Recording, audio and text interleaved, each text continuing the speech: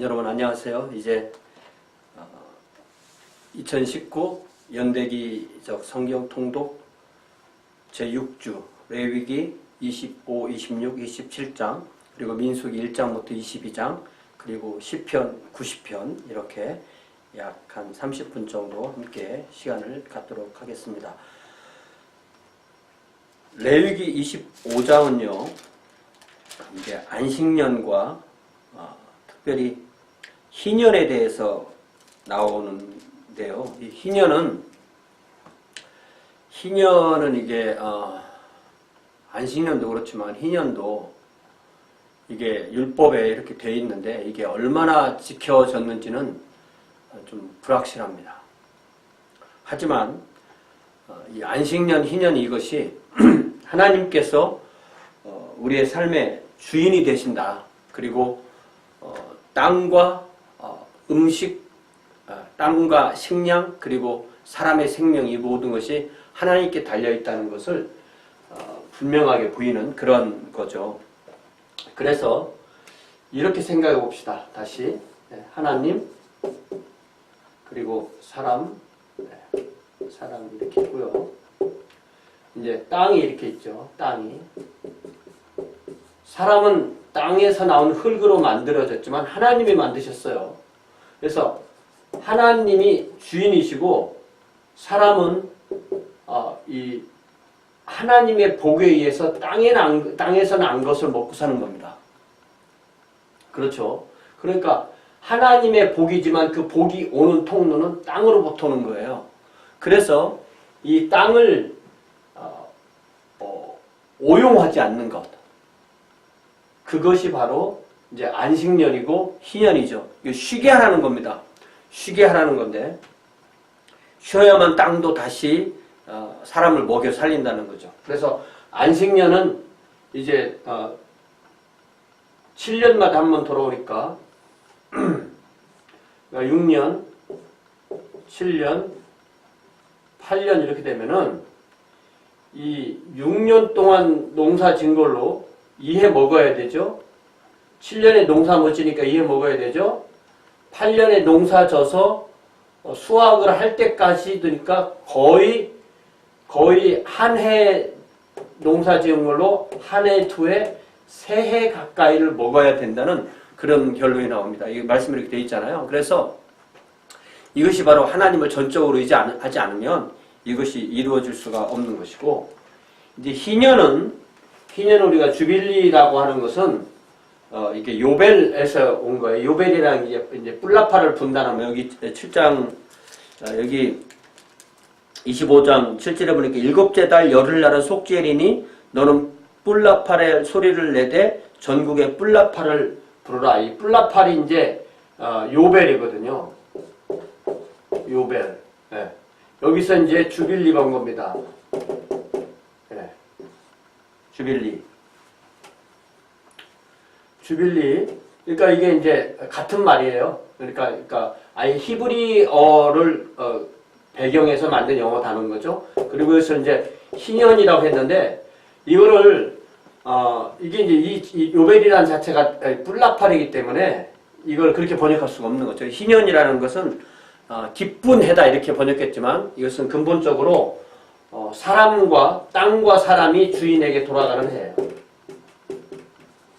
그래서 이것이 50년째니까 사실 50년이면 한 사람이 자기 생에 두 번의 희년을 맞이하겠어요? 그렇게 생각하면 사실은 희년이 바로 지난 이후에 노예가 됐다. 뭐 이제 7년 만에 돌아온다 했지만 여러분 땅을 팔았다. 그러면 49년을 기다려야 되기 때문에 사실은 이게 50년에 한 번 모든 것을 다시 이제 원점으로 돌려서 다시 시작하는 그런 경제 정의 또 하나님에 대한 주권 인정 이런 것이 관련되는데 이렇게 볼 때 이것이 된다고 해도 사실은 자기 생애에서 이제 가난이 끊어지고 다음 생애에 다시 시작할 수 있도록 그런 의미까지도 우리는 생각해 볼 수가 있습니다. 자, 땅을 팔아도 희년에 돌아오지만 여기 29절에 보니까 성벽이 있는 성내 가옥은 판지 1년 안에는 물를 수 있지만 그 이후에는 영구히 팔린다. 그러니까 완전히 모든 부동산을 영원히 팔지 못하는 것은 아니었다라는 것을 알 수가 있고요. 자, 27장에서는 이제 26장에서는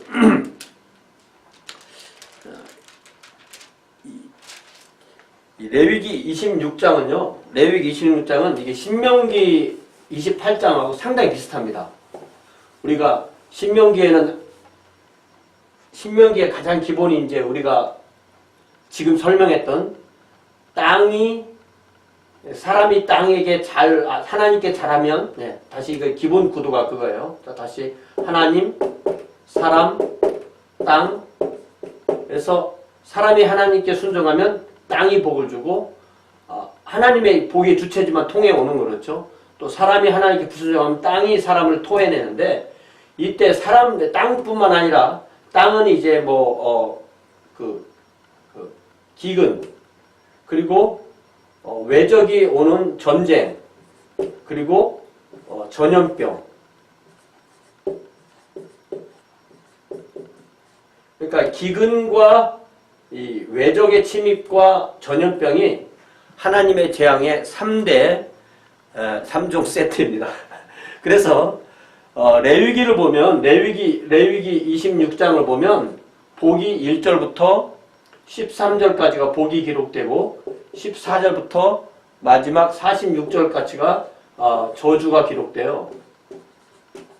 그리고 신명기도 마찬가지로 28장을 보면 1절부터 19절까지가 복이고 20절부터 67절까지가 저주예요.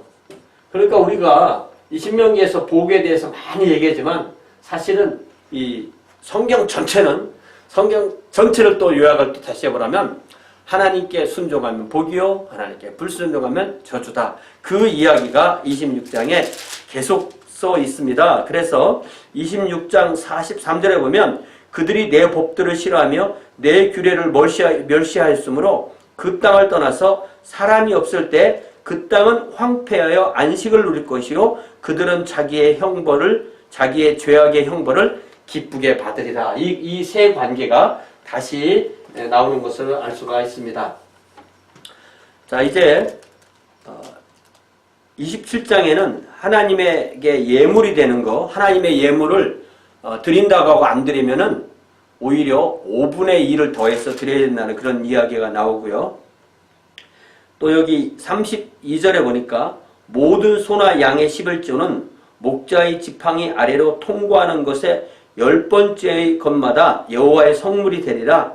그 우열을 가리거나 바꾸거나 하지 말라. 바꾸면 둘 다 거룩하니니 무르지 못하리라. 이제 양이 이제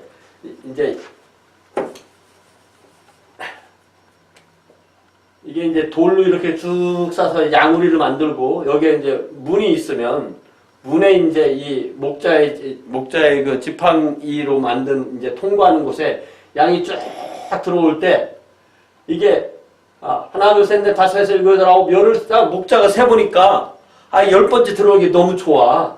그래서 9번째 거랑 살짝 바꿔놓으면 둘 다 거룩하니까 둘 다 하나니까 참 이게 이 인간의 꼼수에 대해서 하나님께서 다 아시고 이런 말씀을 하시는 거죠. 예.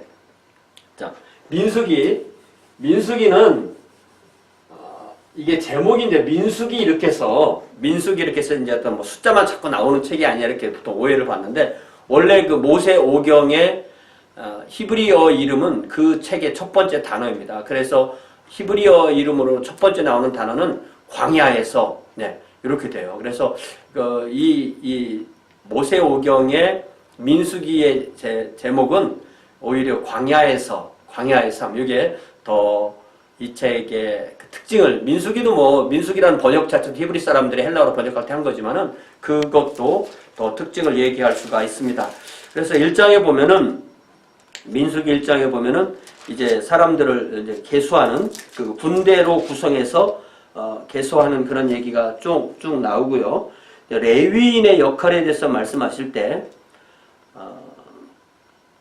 51절부터 읽어보면 성막으로 운반할 때에는 레위인이 그것을 걷고 성막을 세울 때는 레위인이 그것을 세울 것이요 외인이 가까이 오면 죽을지며 이스라엘 자손은 막사를 치되 그 진영별로 각각 그 진영과 군기 곁에 칠 것이나 레위인은 증거의 장막 사방에 진을 쳐서 이스라엘 자손의 회중에게 진노가 임하지 않게 할 것이라. 레위인은 증거의 장막에 대한 책임을 지킬 것이니라. 이걸 우리가 도식적으로 그려보면요, 이렇게 그릴 수 있어요. 하나님이 계시고요, 하나님과 제일 가까운 사람은 대제사장이고요, 대제사장 다음으로 가까운 사람들이 제사장이고요, 제사장 다음으로 가까운 사람들은 레위인이고요, 레위인 다음에 이스라엘이고요, 이스라엘 다음에 열방이 있는 겁니다. 이것이 하나님과 멀은 관계도 될 수 있지만 어떻게 보면 하나님이 이들의 생명을 지키는 것도 되는 거예요. 그래서 하나님의 거룩성과 또한 그 사람의 생명이 두 가지가 균형을 맞아야 하기 때문에 가까이 너무 오면은 그 사람의 죄가 해결되지 않는 한 죽는다, 이런 말씀이 나오죠. 그래서 이 제사장은 하나님께 제사 드리는 일, 그리고 그 성막 안에 들어가서야 하지만 레위 사람들과 제사장 사이에서도 분명히 구분이 있다는 것을 알게 되는 거죠. 자, 그래서 2장에 보면은 민수기 2장에 보면 이제 계수한 결과가 나오고, 계수한 결과가 32절에 보니까 이상한 이스라엘 자손의 그들의 조상의 가문을 따라 계수된 자니 그 진영의 군인 곧 계수된 자의 총계는 60만 3,550명이다. 60만 3,550명이다. 이거를 잘 보면요, 이게 한 10단위로 끊어서 계산한 걸 알 수 있어요. 그러니까 끝단위는 안 나옵니다. 그래서 우리가 대충 얘기할 때 60만 명이다, 보통 이렇게 얘기하는 거죠. 60만. 예. 그래서 60만이면 이게 여자와 아이들까지 다 치면은 보통 한 200만이 총 인구였을 것이다, 이렇게 생각을 합니다. 자, 이제 3장에서는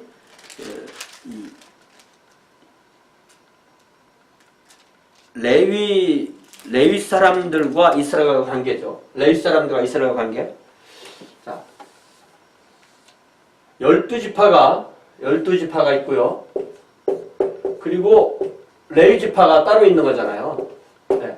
그래서 다시 이 12지파의 첫 아들의 숫자와 레위 지파의 한 달 이상 된 사람을 다 계산해서 보니까, 네, 레위 지파 사람들의 숫자가 273명이 더 많았다, 그런 이야기가 민수기 3장 45절에 나옵니다. 그래서 45절에 보니까 이스라엘 자손 중 모든 처음 태어난 자 대신에 레위인을 취하고 또 그들의 가축 대신에 레위인의 가축을 취하라. 레위인은 내 것이라 나는 여호와니라. 아까 그 서열에서 볼 때 다시 지금 다시 쓰네요. 하나님, 대제사장, 제사장, 레위인 12지파 이스라엘 12지파, 그리고 온 백성. 그러면 결국은 이 대제사장은 제사장을 대신하고, 이 제사장은 레위인을 대신하고, 레위인은 12지파를 대신하고, 또 이스라엘은 이 온 민족을 대신한다는 것을 우리가 여기서 도식적으로 알 수가 있습니다. 그래서 그 레위인의 숫자보다 백성의 첫 태어나서 더 많았으니까 그것을 대속할 사람이 없으니까 그것에 맞는 돈을 속전으로 내서 그들을 대속했다. 그런 이야기가 3장 뒷부분에 나옵니다. 이제 4장에 보니까 이 제사장과 레위인의 관계가 우리가 늘 좀 헷갈리는데요. 레위가 있고, 야곱의 아들 레위가 있고, 레위의 세 아들이 게르손, 고핫, 무랄이 이렇게 되잖아요. 고핫의 손자가 아론입니다. 그래서 이 고핫의 또 다른 아들들이 있을 거 아니에요. 이 사람들은 레위인이고 고핫의 손자 아론의 후손만 제사장, 이렇게 되는 거예요. 네. 자, 그래서 이 게르손, 고핫, 무랄이 이 사람들은 성막의 일을 돕긴 하지만 그 성소 안에 들어가서 보거나 만지거나 그렇게 할 수가 없어요. 그래서 여기 17절에 보니까 여호와께서 또 모세와 아론에게 말씀하여 이르시되 너는 고핫 족속의 지파를 레위인 중에서 끊어지게 하지 말지니 그들이 지성문에 접근할 때 그들의 생명을 보존하고 죽지 않게 하기 위하여 이같이 하라. 아론과 그의 아들들이 들어가서 각 사람에게 그가 할 일과 그가 맬 것을 주의하게 할지니라. 그들은 잠시라도 들어가서 성소를 보지 말라. 그들이 죽으리라. 그러니까 고핫뿐만 아니라 게르손 무랄이 다 그 성소 안에는 들어갈 수가 없고 오직 아론 제사장들만 들어갈 수가 있습니다. 자, 이제 5장에 보면은 다시 5장도 잘 보면 여기에 속건제에 대한 이야기가 또 다시 나오는 거예요. 그러니까 5분의 1에 그 원래 손해를 끼친 것 100% 더하기 5분의 1을 더해서 드리고 하나님께 다시 제사를 드리라는 것은 항상 이것은 속건제에 대한 거고, 이래 속건제와 속제제를 반드시 구별을 해야 됩니다. 5장 뒷부분에 이 아내의 간통을 밝히는 절차에 관한 이야기가 나오는데요. 자, 5장에 이제 29절부터 보니까 이는 의심의 법이니 아내가 그의 남편을 두고 탈선하여 더럽힌 때나 또는 그 남편이 의심이 생겨서 자기의 아내를 의심할 때 여인을 여호와 앞에 두고 제사장이 이 법대로 할 것이라. 남편은 무죄할 것이요 여인은 죄가 있으면 당하리라. 이게 그 시대의 문화 안에서 읽어야 되지만 아직도 여인의 인권을 보장해준다는 면이 있습니다. 왜냐하면 이게 일종의 그 거짓말 탐지기 같은 그런 역할을 하나님 앞에서 하게 되는 건데, 이거 먹는다고 죽지 않습니다. 그래서 어떤 이것을 여기 나오는 여러 가지 절차를 했을 때 이 사람이 죄를 졌을 때 거기에서 고백하게 되는 그런 과정도 있을 것이고요. 그렇지 않을 때는 어떤 그 남편이 그냥 단순히 의처증이 있었을 때는 그 남편의 의처증도 해결해주고 또 여인도 그 의처증에서 벗어날 수 있는 그런 일종의 권리를 인정해준 거라고 그렇게 이해를 해야 되겠어요. 이게 그러면은 남자가 부정했을 때는 어떻게 되느냐? 그런 것이 여기 나오지 않습니다. 아예 남자는 무죄하다 이렇게 되기 때문에 그런 어떤 이 문화가 가지고 있는 성차별적 요소를 하나님이 인정하시고 그 안에서도 여자를 어떻게 특별히 보호하시는 그런 개념으로 우리가 이해를 해야 되고, 이런 것에 있어서 어떤 원리를 적용하는 거지 이것을 오늘날 우리가 이대로 문자적으로 적용하지 않습니다. 6장에서는 나시린 이야기가 나오고요. 이 나시린은 이렇게 레위 사람들만 하나님께 섬기는 게 아니라 레위 사람이 아닌 사람들도 하나님을 섬길 수 있는 그러한 길을 열어준 것입니다. 그리고 6장 뒷부분에 그 유명한 이 제사장들이 이스라엘을 향하여 복을 비는 내용이 나오죠. 24절에 보니까 여호와는 내게 복을 주시고 너를 지키시기를 원하며 여호와는 그의 얼굴을 내게 비추사 은혜 베푸시기를 원하며 여호와는 그 얼굴을 내게로 향하여 드사 평강 주시기를 원하노라 할지니라. 그들은 이같이 내 이름으로 이스라엘 자손을 축복할지니 내가 그들에게 복을 주리라. 그러니까 하나님께서 복을 주시는데 그냥 주시는 게 아니라 이 제사장의 축복을 통해서 복을 주신다, 이렇게 되어 있는 것입니다.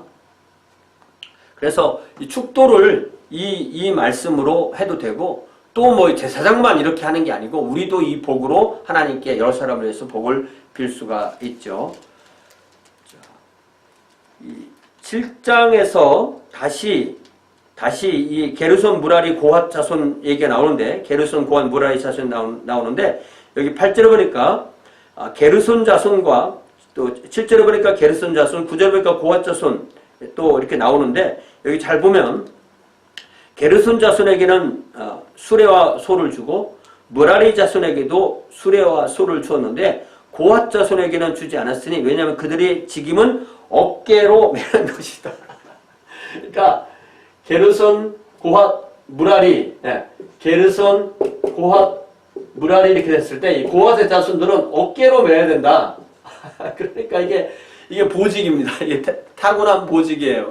이 사람들은 어깨로 더 신도니까 무게가 가볍지만 더 중요한 거 어깨로 반드시 매. 예를 들면 법궤 같은 것은 어깨로 매도록 그렇게 되어 있었습니다. 자, 이 민수기 실장이 엄청 길죠. 12지파 계속 하나님께 드린 그 예물을 다 지파별로 썼기 때문에, 그리고 마지막 부분에 그것을 통합해서 썼는데, 민수기 7장 89절에 보니까 모세가 회막에 들어가서 여호와께 말을 할 때 증거계 위, 속죄소 위에 두 그룹 사이에서 자기에게 말씀하시는 목소리를 들었으니 여호와께서 그에게 말씀하셨습니다. 이거 우리가 분명히 이 말씀이 이렇게 나오는 거죠. 만약에 이게 성소, 지성소, 이게 이제 성소고 이게 지성소면 지성소에 이렇게 법궤가 있으면 이 법궤 위에 이렇게 그룹이 이렇게 있고 그룹이 이렇게 있고 요 위를 속죄소로 요 윗곡 뚜껑을 속죄소로 하는데 이 공간에 요 공간에 바로 하나님께서 임재해서 말씀하셨다. 그러니까 모세는 이 성소를 들어가서 지성소를 들어가서 지성소 안에서 하나님의 말씀을 들었다는 것을 우리가 분명히 알 수가 있습니다. 자, 9장에는 이 레위인을 하나님께 드린다. 레위인을 하나님께 드릴 때도 요제 하나님께 들어드렸다. 이렇게 흔들어서 드렸다. 이런 표현이 나옵니다. 그래서 레위인은 여기 24절부터는 레위는 이같이 할지니 곧 25세 이상으로는 회막에 들어가서 복무하고 봉사할 것이요 50세로부터는 그 일을 쉬어 봉사하지 아니할 것이나 그의 형제와 함께 회막에서 돕는 직무를 지킬 것이요 일하지 아니할 것이라. 자, 그러니까 이 레위인이 하나님께 나아가서 일을 할 때 25세부터 50세까지다. 그런데 50세에 은퇴하고도 도울 수는 있다. 그런데 다른 데 보면 25세에서 30세라는 규절도 있어요. 그래서 30세, 25세부터 30세까지는 아마 이게 약간 그 견습, 보고 배우고 이렇게 시키는 대로 하고 이렇게 하는 해라고 그렇게 이해를 할 수 있겠습니다.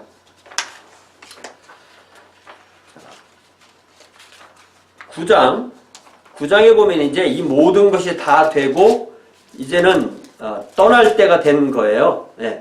모든 준비가 돼서 그래서 애굽 땅에서 9장 1절 보니까 애굽 땅에서 나온 다음에 첫째 달에 여호와께서 시내 광야에서 모세에게 말씀해 이르시되 유월절을 지키라.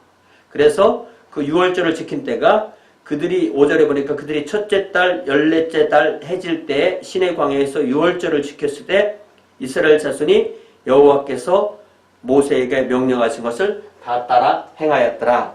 그러니까 이걸 연대로 다시 얘기를 하면은 출애굽의 연대가 1446년 1월 14일, 15일, 14일 밤이니까 15일이 되겠죠. 그래서 그 둘째 첫째 달에 2월절 했으니까 1445년이 첫째 해고 1444년이 이제 둘째 해인 거죠. 둘째 해 1월 14일에 6월절을 지키는 이야기가 나오게 되는 겁니다. 자, 이제 그래서 떠나기 전에 10장에 보면은 이제 나팔을 어떻게 불어서 떠나라. 나팔의 신호에 따라서 이렇게 가고 온다. 그런 이야기가 나오게 됩니다. 그래서 이제는 모든 준비가 다 돼서 시내산에서 이동하는 건데 여기 35절에 보니까 괴가 떠날 때에는 모세가 말하되 여호와여 일어나사 주의 대적들을 흩으시고 주를 미워하는 자가 주 앞에서 도망하게 하소서 했고 괴가 쉴 때에는 말하되 여호와여 이스라엘 종족들에게 돌아오게 하소서. 그러니까 이게 이 법궤 이 성막은 포터블이잖아요. 이동 가능한 거잖아요. 그래서 다 분해할 때 법궤는 법궤대로 이렇게 메고 가니까 법궤와 함께 진행하는 거고 법궤와 함께 진행할 때 낮에는 하나님께서 좀 더 멀리 가시고 밤에는 좀 더 가까이 오시는 그런 것입니다. 11장에서는 이제 이스라엘 백성들이 먹을 것이 만나밖에 없다. 고기 좀 먹게 해달라. 그렇게 말하면서 아주 불평불만이 아주 많아요. 4절에 보니까 그들 중에 섞여 사는 다른 인종들이 탐욕을 품음에 이스라엘 자손도 다시 울며 이르되 누가 우리에게 고기를 주어 먹게 하랴. 잘 보면 이스라엘 사람만 있었던 것이 아닌 거죠. 우리가 애굽에 있을 때는 값없이 생선도 먹고 오이도 먹고 참외도 먹고 부추도 먹고 파도 먹고 마늘도 먹었다 하니까 오늘 우리가 먹는 거 다 먹는 겁니다. 그러니까 이런 음식 문화가 이때부터 있었다는 것을 우리가 이때도 이미 있었다는 것을 우리가 기억할 수가 있겠죠. 자, 이 12장 읽어보면은 참 그렇죠. 네, 네. 이 상황에서 하나님께서 그 사람들에게 그 영을 내려주시는 그런 이야기가 나오고 28절에 보니까 모세와 함께 오지 않은 70명 대표 중에 모세가 있던 곳에 있지 않은 사람이 예언을 진중해서 하니까 29절에 모세가 그에게 이르되 네가 나를 두고 시기하느냐 여호와께서 그의 영을 그의 모든 백성에게 주사 다 선지자가 되게 하시기를 원하노라 이런 말을 하게 되는 거죠. 자 12장에서는 미리암이 아론과 함께 모세의 지도력에 형제 사이에서 그렇게 반기를 들었다가 미리암이 문둥병에 걸리게 되는 그런 이야기가 나옵니다. 이 이유가 된 것이 모세가 구스 여자를 취하였다는데 제가 보기에는 이때 아마 모세의 부인이 아마 사망했기 때문에 모세가 여기 섞여 사는 사람 중에서 이방인 구스 사람이니까 이게 흑인이거든요. 그러니까 이렇게 보면 모세는 뭐 인종적인 개념도 없었고요. 오히려 아주 상당히 겸손하게 한 것 같은데 그것이 싫어서 이 미리암과 이게 그러니까 신혼이잖아요, 사실은요. 그래서 미리암과의 그런 관계에 의해서 이런 문제가 발생했는데 모세가 미리암이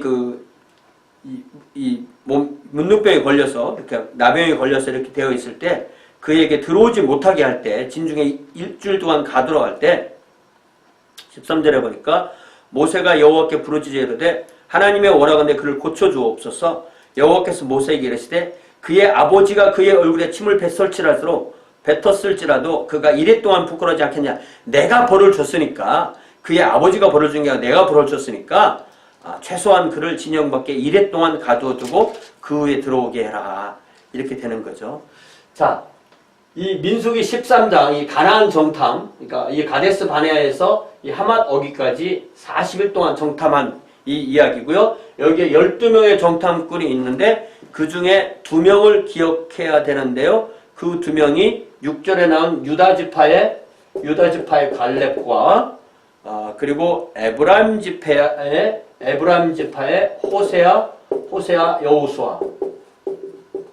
잘 읽어보면 갈렙이 오히려 여호수아보다 훨씬 더 믿음이 좋았던 하나님에 대한 신뢰가 많았던 사람입니다. 이게 나중에 신명기 읽어보면 이 정탐꾼을 보내자고 한 사람들이 이스라엘 사람들이에요. 그것도 우리가 같이 봐야 됩니다. 자, 17절에 보니까 모세가 가나안 땅을 정탐하라 그들을 보내며 이르되 너희가 네겝 길로 행하여 산지로 올라가서 여기가 이제 네겝 제방이니까 여기 산지로 올라가서 쭉 가라는 거죠. 산지로 올라가서 그 땅이 어떠한지 정탐하라. 제가 이 문제를 다 냈기 때문에 좀 괴로웠죠. 그 6가지인데요. 곧 그 땅 거민이 강한지 약한지 많은지 적은지, 둘째는 그들의 사는 땅이 좋은지 나쁜지, 셋째는 그 사는 성읍이 진영인지 산성인지, 넷째는 토지가 비옥한지 매몰한지, 그 다음에 나무가 있는지 없는지, 그 다음에 그 땅에 실과를 가져오라. 이렇게 이것을 어떤 그 자연지리와 인문지리를 다 한꺼번에 검토해 오라고 한 거죠. 이 자연지리는 자연 그대로고 인문지리는 사람들이 가서 바꾸는 것을 인문지리라고 그렇게 하죠. 자, 그랬는데 그거를 갔다 와서 이 10대 2로 딱 이게 견해가 10대2니까 이건 10쪽이 무조건 이기는 겁니다. 그런데 하나님께서 개입하지 않으셨으면 완전히 판이 뒤집힐 뻔했죠. 그래서 거기 보니까 33절에 보니까 거기서 네피림 후손인 아낙 자손의 거인들을 보았나니 우리는 스스로 보기에도 메뚜기 같으니 그들이 보기에도 그와 같았을 것이라. 이게 그 열등감이 드러난 것을 볼 수가 있죠. 오히려 이 갈렙은 정반대로 그들은 우리의 밥이다. 이렇게 말을 하고 옛날엔 밥이라 그랬는데 이제는 먹이라고 바꿔놨네요. 민수기 14장 9절 보니까 다만 여호와를 거역하지는 말라. 14장 9절 또 그 땅 백성을 두려워하지 말라. 그들은 우리의 먹이라. 그들의 보호자는 그들을 떠났고 여호와는 우리와 함께 하시느니라. 그들을 두려워하지 말라. 이 상황에서 하나님께서 개입하지 않으셨다면 다 모든 것이 다 끝날 그런 상황이었습니다. 하나님께서 그 40일을 하루를 1년으로 쳐서 34절을 보니까 너희는 그 땅을 정탐한 날수인 40일의 하루를 1년으로 쳐서 그 40년간 너희의 죄악을 담당할지니 너희는 그제서야 내가 싫어하면 어떻게 되는지를 알리라 하셨다라. 40년 동안 뺑뺑이 도는 겁니다. 지금 실제로는 2년이 지났으니까 38년인데 그 사이에 너희들이 죽겠다고 했던 너희 자신들은 장렬이 되고 그 자손들은 아버지들 죄로 그 광야에 38을 뺑뺑이 하다가 나머지 여호수아와 갈렙만 빼고 그들이 다 죽고 이 세대들이 됐을 때 그때 가나안 요단 동편을 요단강을 건너서 서편으로 들어간다는 거죠. 자, 이 민수기는요 재밌게 이 사건과 율법, 사건 율법 이렇게 계속 이렇게 엇갈려 나옵니다. 15장에 다시 하나님께 드리는 제물에 대한 이야기가 나오고 재밌게도 여기 37절에 보면 15장 38절 이스라엘 자손에게 명령하여 대대로 그들의 옷단 귀에 술을 만들어 청색끈을 그 귀에 술에 더하라. 이 술은 너희가 보고 여호와의 모든 계명을 기억하여 준행하고 너희를 방종하게 하는 자신의 마음과 눈의 욕심을 따라 음행하지 않게 하기 위함이라. 이게 무슨 말이냐면은 단지 뭐 대사장 이런 사람뿐만 아니라 모든 백성이 자기 옷에 어떤 그 장식을 통해서 술 장식을 통해서 그걸 보고 하나님의 계명을 기억해서 특별히 방종하게 하는 자신의 마음, 눈의 욕심을 따라 음행하지 않도록 그렇게 하나님께서 경계해 주시는 내용이라 합니다. 자, 민수기 16장은 그 유명한 이 3인방 고라, 다단, 아비람. 고라, 다단, 아비람. 근데 이 고라는 이게 레위족이거든요. 레위족이 제사장직을 원했고 다단과 아비람은 이제 나머지 주파인데 이 사람들은 정치적인 권력을 원했습니다. 그래서 이 둘 다 여기 3절에 보니까 그들이 모여서 모세와 아론을 거슬러 그들에게 이르되 너희가 분수가 지나도다 분수에 지나도다 회중이 다 각각 거룩하고 여호와께서 그들 중에 계시거늘 너희가 어찌하여 여호와의 회중 총회 위에 스스로 높이느냐 이렇게 말하죠. 야, 이게 이 모세가 이제 그들을 하나님께로 드리지 못하니까, 그 하나님 땅으로 들어가지 못하니까, 모세의 지도력에 엄청난 이러한 문제가 생기게 되는 것입니다. 그런데 모세도 그들에게 말하기를 너희가 너무 분수에 지나치느니라. 이 레위 사람들에서 7절에 보니까 내일 여호와 앞에 그 향로에 불을 담고 그 위에 향을 두라. 그때 여호와께서 택하신 자는 거룩하게 되리라. 레위의 자손들아 너희가 너무 분수에 지나치느니라. 또 나중에 고라 다단과 아비람 불러서 얘기하잖아. 안 온다. 우리는 안 가겠다. 모세가 불러서 안 가겠다. 이러다가 결국 다 죽게 되고 그들이 하나님 앞에 드렸던 향로는 거룩해지는, 그리고 나서 백성들에게 전염병이 막 퍼져갈 때 하나님께서 그들을 치실 때 아론이 모세가 명령한 대로 그 향로를 가지고 가니까 47절 보니까 아론이 모세의 명령을 따라 향로를 가지고 회중회로 달려간 즉 백성 중에 연병이 시작되었는지라. 이에 백성을 위하여 속죄하고 죽은 자와 산 자 사이에 섰을 때 연병이 그치니라. 고라일로 죽은 자 외에 연병에 죽은 자가 14,700명이다. 나중에 사도 바울이 고린도전서 그 10장에서 말씀하시는 그 내용이죠. 자, 그 다음에 이 17장에서는 결국 그래서 모세가 다시 12지파를 부르고 하나님이 택한 제사장 지파가 누군가를 했을 때 결국은 레위 지파가 하나님의 택한 제사장이라는 것을 이 8절에 보니까 이튿날 모세가 증거의 장막에 들어가 본즉 레위 집을 위하여 낸 아론의 지팡이에 움이 돋고 순이 나고 꽃이 피어서 살구 열매가 있는 이게 이제 뭐 아몬드라고 이렇게 번역되는데요. 예. 그런 일이 있어서 이것도 역시 하나님의 그 강력하신 개입하심에 이렇게 되는 거죠. 자, 18장은 다시 이제 레위인과 아론 제사장 사이의 관계에 대한 말씀을 쭉 말씀하시고 뒷부분에 보니까 26절부터 보니까 너는 레위인에게 말하여 그에게 이르라 내가 이스라엘 자손에게 받아 너희에게 기업으로 준 11조를 너희가 그들에게서 받을 때 그 11조의 11조를 거제로 여호와께 드리라. 그러니까 이 레위인과 제사장과의 관계는 결국 레위인은 제사장 가문을 돕는 사람이니까 이 이스라엘 백성이 레위인에게 11조를 내면 레위인은 다시 또 제사장에게 11조를 내는, 그러니까 11조를 받아서 먹지만 그 11조를 또 내는 그 구조였던 것을 우리가 알 수가 있습니다.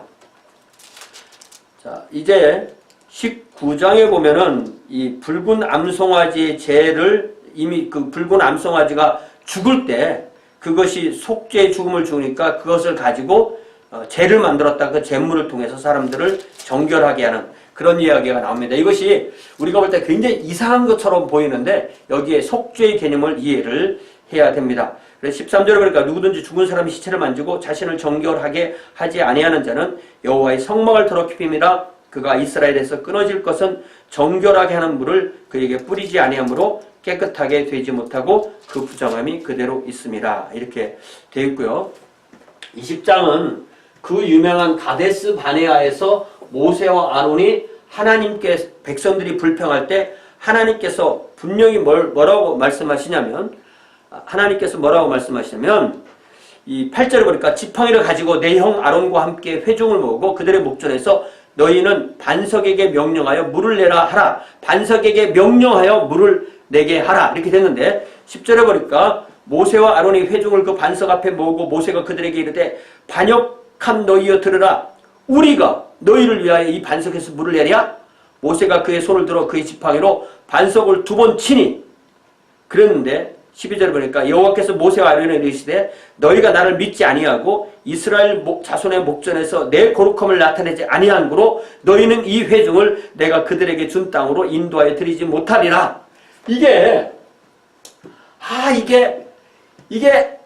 뭡니까? 이게 어떻게 읽으면 하나님께서 모세와 아론을 꼭 이 가나안 땅에 집어넣지 않으시라고 트집 잡는 것처럼 그렇게 보일 수도 있어요. 그러나 그렇지 않습니다. 왜냐하면 하나님께서 이 모세와 아론, 대제사장이 아론이잖아요. 그 아론보다 더 하나님과 가까운 모세에게 하나님이 요구하시는 그 수준은 다른 거예요. 그러니까 모세는 하나님의 거룩함을 드려야 되니까 하나님의 말씀대로 반석에게 명령하면 될 것을 자기가 이 모세는 이 어떤 지면의 온유함이 그보다 더한 사람 없다 했지만 그에게는 어떤 욱하는 기질이 있었고 그 기질로 이 반석을 2번 치는 거예요. 그래서 그로 인해서 결국 그 가나안 땅에 들어가지 못하는 것이 나옵니다. 자, 그리고 이제 아론의 죽음에 관한 이야기가 23절에 보니까 여호와께서 에돔 땅 변경 호르산에서 모세와 아론에게 말씀하시니라. 그리고 25절을 읽어보면 너는 아론과 그의 아들 엘르아사를 데리고 호르산에 올라 아론의 옷을 벗겨 그의 아들 엘르아셀에게 입혀라. 아론은 거기서 죽어 그 조상에게로 돌아가리라. 그 전에 이제 미리암이 죽고 이제는 아론이 죽는 이야기인데요. 이걸 잘 보면 죽을 때 자기 걸음으로 산을 올라갈 수 있었어요. 그리고 내려올 때는 그 아론을 거기에 아마 어떤 장례를 위해서 두고 내려옵니다. 이걸 보면 아론이 끝까지 건강했다는 것을 볼 수가 있습니다. 자, 21장이 그 유명한 놋뱀 사건이죠. 이 놋뱀 사건도 잘 보면은 이 하나님의 그 놀라운 그 은혜이고요. 여기에 이 놋뱀 사건이 그러니까 이 민수기 21장의 놋뱀 사건이 요한복음 3장에서 우리 주님께서 이 말씀을 그대로 인용하시기 때문에 이거는 굉장히 중요한 아주 상징적인 복음의 상징적인 내용이 됩니다. 우리 주님께서 뭐라고 말씀하시냐면은 3장에서 14절 모세가 광야에서 뱀을 든 것 같이 이 뱀은 놋뱀이죠. 뱀을 든 것 같이 인자도 들려야 하리니 이는 그를 믿는 자마다 영생을 얻게 하려 하심이니라. 그러니까 이 진중의 장대에 이렇게 뱀을 건 것과 우리 주님께서 이 십자가에서 이렇게 달리신 것을 우리 주님이 그거를 같게 보신 거예요. 보고 낫고 보고 믿고 구원받는 것, 그것을 유형적으로 같이 연결한 겁니다. 이제 21장 뒷부분에 보면 우물 파는 이야기가 나와요. 21장 그때 이스라엘이 노래하여 이르되 우물물아 솟아나라. 너희는 그것을 노래하라. 이 우물은 지미르간들이 팠고 백성의 귀인들이 규와 지팡이로 판 것이라 하였더라. 이게 뭔 얘기냐면은 우물은 바로 생명의 근원이기 때문에 이런 데서 이렇게 자꾸 우물 이야기가 나오는 것입니다. 이제 22장부터 그 유명한 이제 발람과 발락 이야기 나오는데요. 21장 뒷부분에 보면은 이 아모리 왕 시온의 땅과 바산 왕 옥의 땅을 시혼과 옥 여기가 이제 이렇게를 이렇게 빼앗는 거거든요. 그랬을 때 이것이 다 이제 끝나고, 그 다음에 이 모압 사람들이 이제 이걸 보고, 모압의 왕 발락이, 항상 발락과 발람 헷갈리잖아요. 발락. 근데 이 발람은 나중에 이제 요한계시록에 이제 나오기 때문에 이 발람에 대해서 꼭 기억을 해야 돼요. 그래서 여기도 잘 읽어보면 하나님의 절대적인 뜻과 하나님의 허용적인 뜻, 이 발람이 이방 선지자지만 그를 하나님께서 어떻게 사용하시는지가 아주 재미있게 나오고요. 그 사이에 나귀가 입을 열어서 말하는 그런 이야기도 나옵니다. 그래서 37절에 보니까 발락은 발람에게 이르되 내가 특별히 사람을 보내어 그대를 부르지 아니하였느냐? 그대가 어찌 내게 오지 아니하였느냐? 내가 어찌 그대를 높여 존귀하게 하지 못하겠느냐? 하자 발람이 발락에게 이르되 내가 오기는 하였으나 무엇을 말할 능력이 있으리까? 하나님이 내 입에 주시는 말씀 그것만을 말할 뿐이니이다. 이것에서 우리가 많은 적용점을 찾을 수가 있어요. 하나님의 뜻에 어긋나게 하려고 하면 계속 악수를 두게 되는 것을 우리가 보게 되고, 이 발람에 대해서는 다음 주에 더 자세하게 나누도록 하겠습니다. 제가 너무 좀 빨리 하는 것 같은데요. 제가 이 말씀에 대해서 여러분과 나눈 이 시간이 너무나 행복하고, 혹시 뭐래도 저에게 또 제시할 거나 또 같이 나눌 것 댓글에 말씀해 주시고, 뭐 좋아요도 눌러 주시고, 또 아직 구독 안 하셨으면 구독도 하시고, 이렇게 해서 우리가 계속 이 유튜브라는 이 플랫폼에서 우리가 서로 성령의 교통하심을 체험하면 좋겠습니다. 감사합니다.